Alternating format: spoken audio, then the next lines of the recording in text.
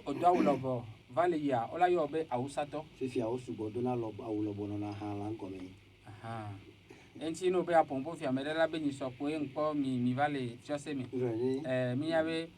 le hoseri pepe me a brebi galo na nania voa ekele me a yele ni be awusa kota be ni ke mau ve wa to gbe onu ke odo islam me ejiji o jesi islam kaba fifia ye ko le wea donc do no awusa me awusa voju tole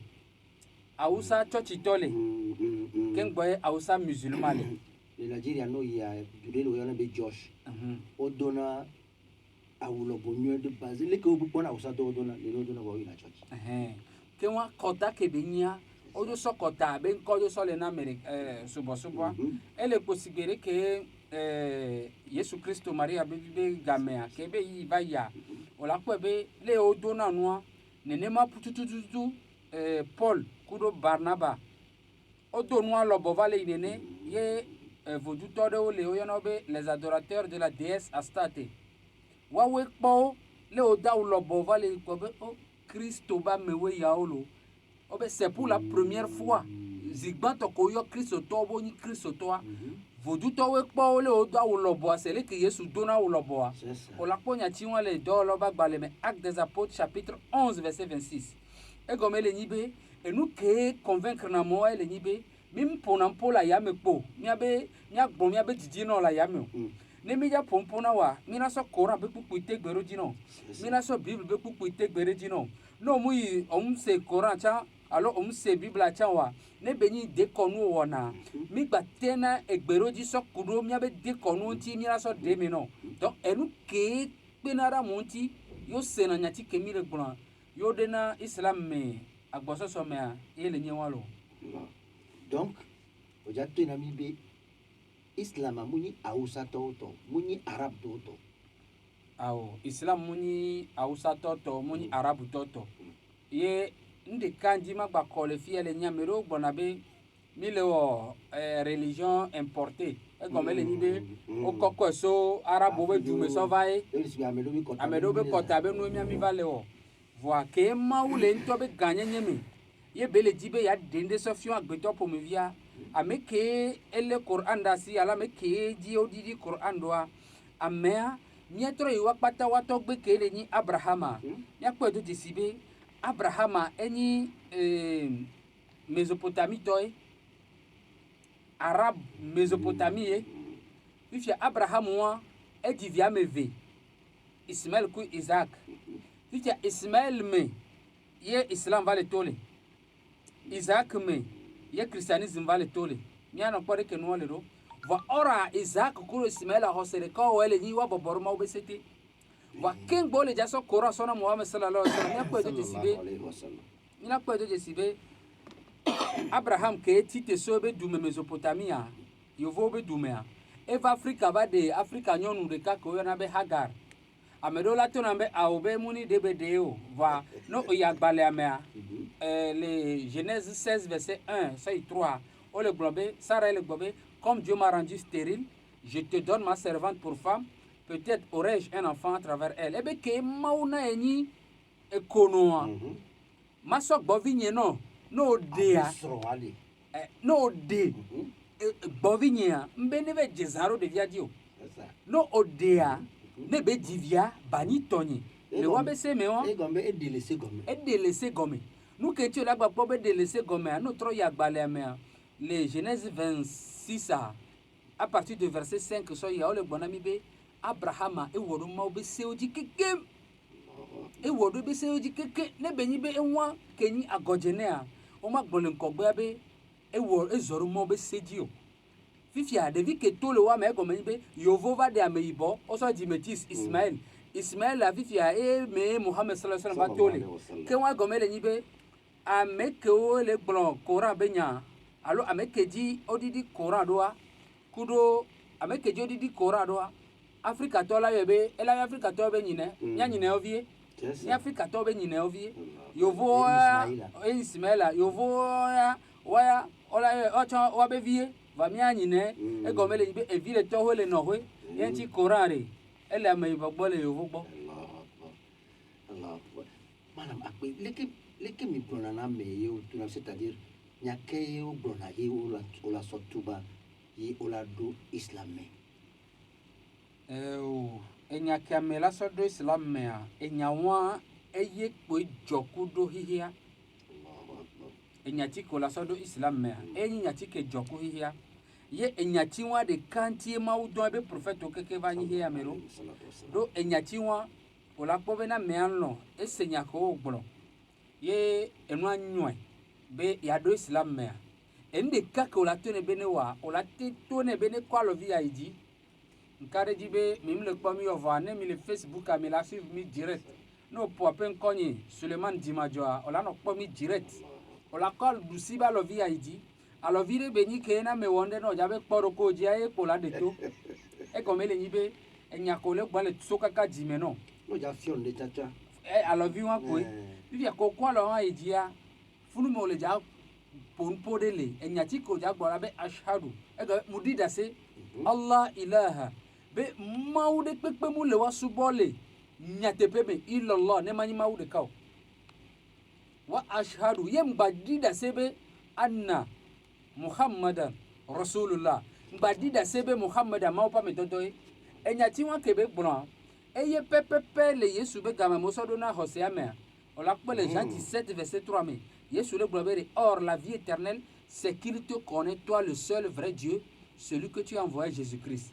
ebe agbemavo ego ebe kengbo la po paradis soa o la po edo desi la dida sebe mau de kai don e mau de kai le eye mau wa don ye Yesu Christ rura donc enya wa pepe mi le bon la arabe mebe ashhadu mudida se Allah ilaha be mau de pepe mule illallah ne wa subole nya tepe me so mau de ka wa ashhadu eye mbadida se anna muhammad rasulullah mbadida se muhammada mau pa me dodoe ye olate continue la gwa anna isa eye ngbadida sebe Yesu Kristo a rasulullah maupa me dodo beni nenemi wona tobe on nimi wotuba na woni nia conseil ke mi na nawo parce que e wona msibe ni amebe toba ni ni kwato kara otoji nyatepe no wotuba ne nia tukara toji do nyatutu batoko la sea ola tono ba hovi me kro na nyi ola ba oh yo nya so vi bo nya wo yo ja bo ja polonia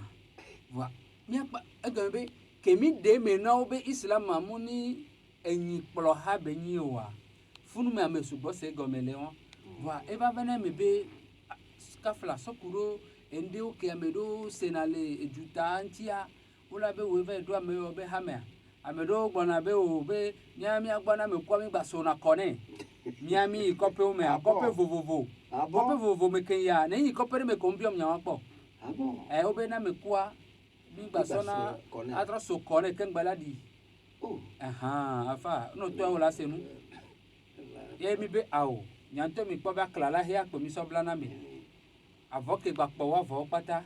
eye mi ra so bla no ifi are no gba to do so ko are ehun amajo gble aklala he a be awo mi agbore mi muso na kona me ne okua ekoni ekola gbatrozu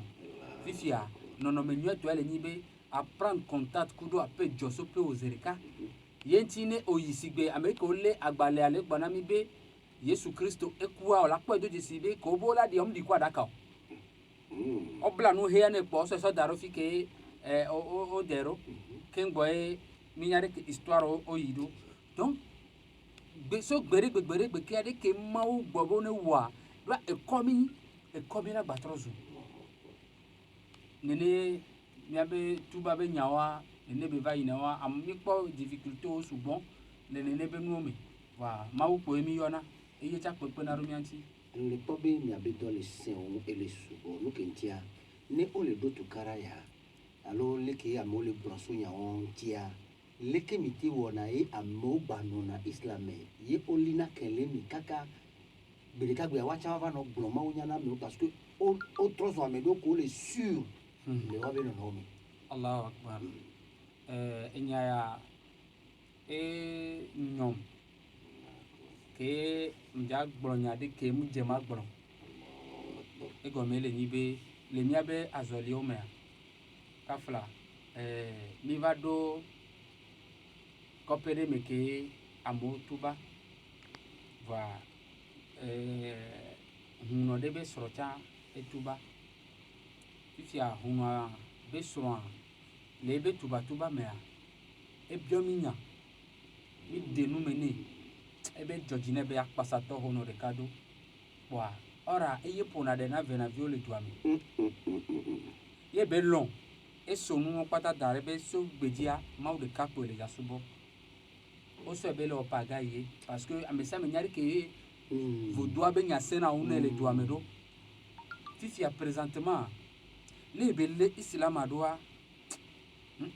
ngbale wo nene be nu opo ebo maso va o to ne be do la tati pe edu apata to ne be do la tati fifi edu ale to na be enye do la degbe ne be ne tati be la tati o be nye le ne nsen o degbe ne o to ne be ne tubo fifi aye mberi kafla nya ne mate to ne be ne tati ma o subo nya ko mi le gba me ko va amewa telefona me ga hoye mu devi beni mu ni mineur beni mi la globe mu do nyan ke wo belu fifi anu ke o a o to mo ko la toa kaka omten wo nke o la ten wo kwa enyare ka ko globe mu ne aze ye kenya do bonye zere ka mbe na mere ko po mu te ko wa aze odo na mi ne le benanu ke mu fia parce que ke mi do ame ke mi chocho gba kulu wallahu falak nas ayatul kursi ne nuwa la siwa ne be gbale do dia secret de ka ke l'islam mele nibe ne olo su islam be subo karo maudi na mere le subo be tron to karamule e go be tron joso pende beni miami kwa le condamné va no ba trobe ho e bo bada que so wuna mea no fi ko le kira sala esprit on sina secret wa esprit ola sikeke donc ameko wona bara wa be esprit o sijoa funu me va les accuser les nyonu ale won présentement nyonu ale tona nyebe ne nyanye ntonye tona ebe ne to le hamea ke won de poe yete kufa enyare pe ngba la sinye magbo e go be li ko le woni a igbale na be o se agbale likene ni quoi donc mi po difficulté souvent mi po difficulté le islam be nyame ne si amelado islam me muni begbele be nu va ne amere do me iba for kale me de kale godoa eya ebe nyalevo va no so fo me vedo me maunto wo promesse be no dojido ye mauntia yesu no le nkogbe kuru ngbodomi ke won exemple a enamo nu popo be ko he kemi pole kafla amoko subon vo duba paje won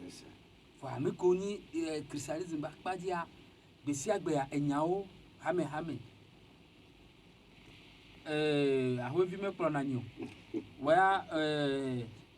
nke ntota nyina nya ogbe yesu kuru tanovo ogba bebe le woni ne be nuwa alo oji nyonde no ya alo ponu sude ya alo nuke o amesa mela no du feu la no gbonya de ke la décourager o ne omunyi no omu senu ke o le wa gomo wa enji mi ma va po ala be mi tuba na opo mi la bionya nke gomo ese o donc nke le do tito parce que mi le gbesoso question ko le jabjo mi ne maula mi la do ntino do nu kentia ma o ve mi anu le dekonu ba paji e ve mi anu le bible ba paji e ba ve mi anu le coran ba paji ke wa enya ke o le jabjo ne maulo la hodo nti ne question aseun de pepe alfa o tata yo no garo mo bio no nyare ne seun de pepe a mi la yo zereka la pen ko me a o la senya ke mi be alfa o la gboro no zereka ke wa e wo kele jinya te person fion wa ren ko ya gba o ke wa no tro ingodo me a oni hypocrite wa ene bele mo ni bedo nyanti amini ya rabbi amin